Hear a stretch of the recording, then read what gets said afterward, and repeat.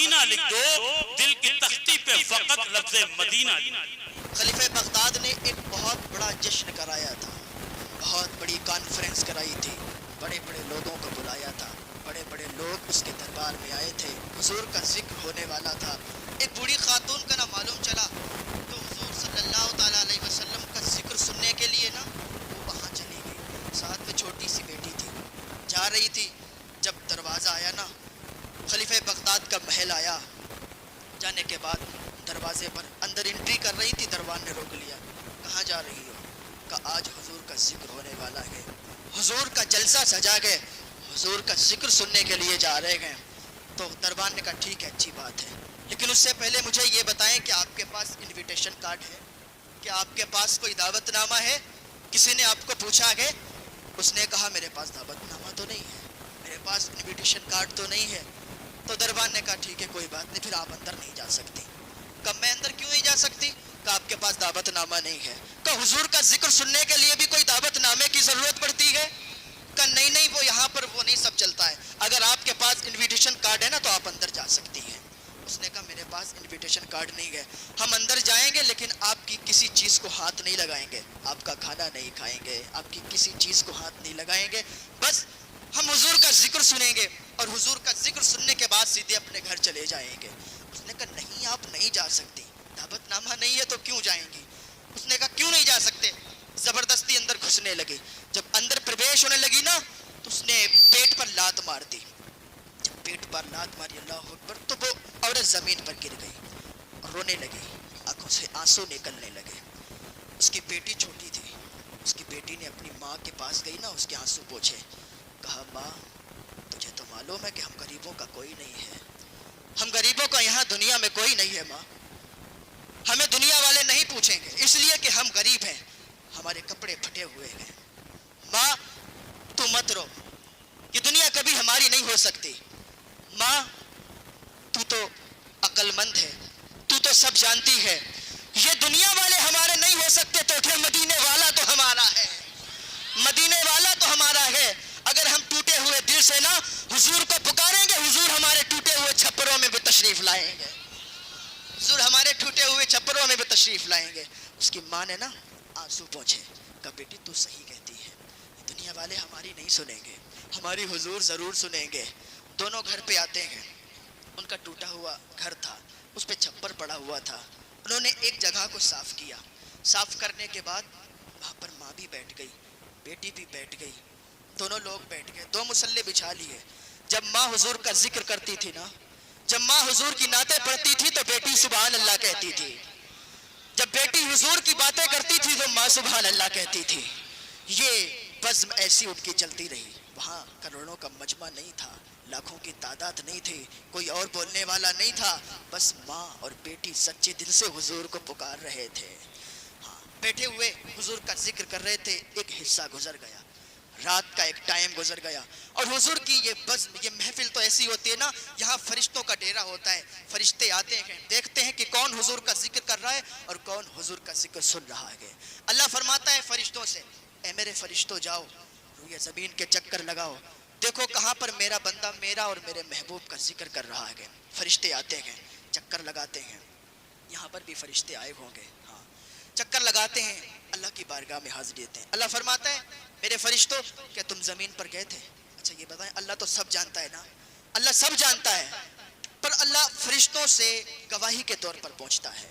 فرشتے عرض کرتے ہیں یا اللہ ہاں ہم روئے زمین پر گئے تھے، ہم نے دیکھا تھا کہ وہاں پر کچھ بندے تیرا اور تیرے محبوب کا ذکر کر رہے تھے، وہ متھرا کی سرزمین تھی اور وہ مدرسہ حنفیہ قادریہ کے لوگ تھے، طلبہ تھے، سامعین تھے، وہاں پر تیرا اور تیرے محبوب کا ذکر ہو رہا تھا، وہاں پر تجھے لوگ یاد کر رہے تھے، تیرے محبوب کو یاد کر رہے تھے، تیرے ولیوں کو یاد کر رہے تھے۔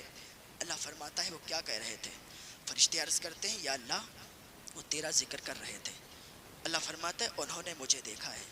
فرشتے عرض کرتے ہیں یا اللہ انہوں نے تجھے نہیں دیکھا۔ اللہ فرماتا ہے اگر وہ تجھے دیکھ لیتے تو کیا کرتے؟ فرشتے عرض کرتے ہیں یا اللہ اگر وہ تجھے دیکھ لیتے نا تو ہر وقت سجدوں میں پڑے رہتے، ہر وقت نمازیں ادا کرتے، نمازیں ایک ٹائم کی بھی نہیں چھوڑتے، تہجد کی بھی نماز ادا کرتے، ہر وقت نیک عمل کرتے۔ اللہ فرماتے اور کیا کر رہے تھے؟ فرشتے عرض کرتے ہیں یا اللہ، اور وہ جنت کا ذکر کر رہے تھے. اللہ فرماتا ہے انہوں نے جنت کو دیکھا ہے؟ فرشتے عرض کرتے ہیں یا اللہ انہوں نے جنت کو نہیں دیکھا. اللہ فرماتا ہے اگر وہ جنت کو دیکھ لیتے تو کیا کرتے؟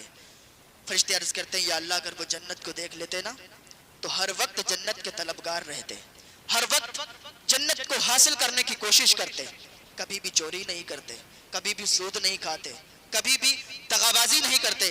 یا اللہ ہر وقت وہ جنت کے طالب رہتے. اللہ فرماتا ہے اور کیا کر رہے تھے؟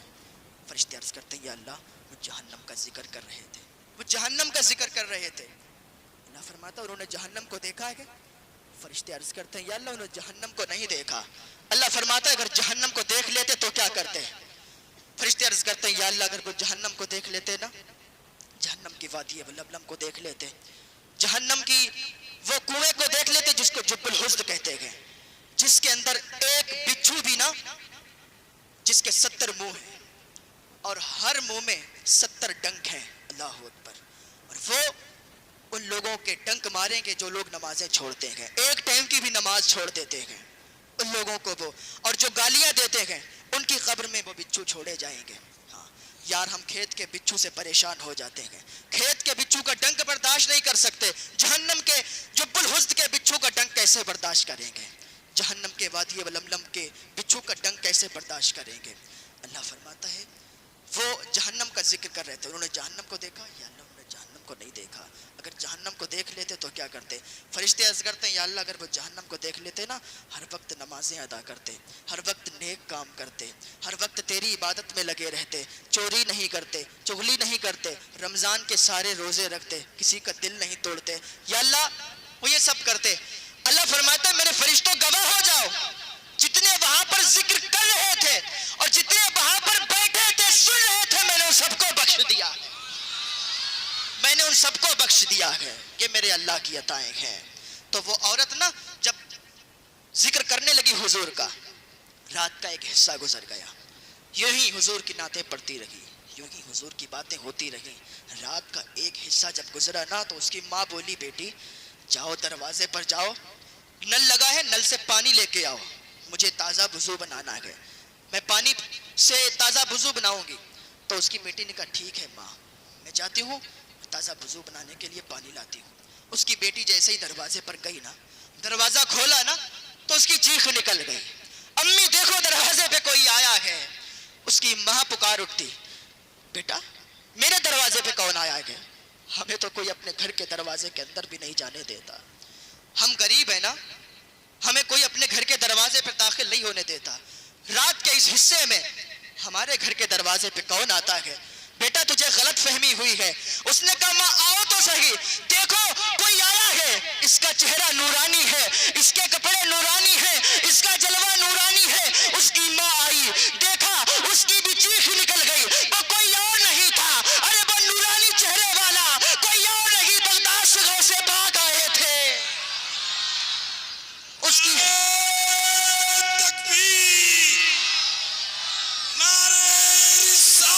لگی یا میرے میرا یا غوث اعظم آپ تو بڑے اعلیٰ ولی ہیں، آپ میرے دروازے پہ کیسے آئے ہیں؟ آپ کے دروازے پہ جانے کے لیے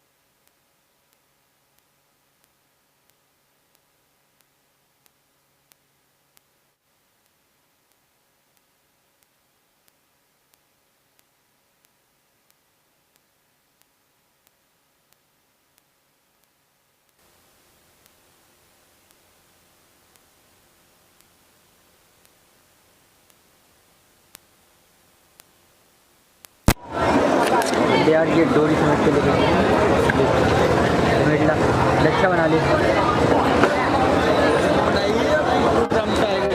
यूट्यूब पर आएगा ये हमारा इस्लामी नेटवर्क अरे अरे वैसे खेत में ऐसे ही लेके चले जा टाटा ऐसे ले जा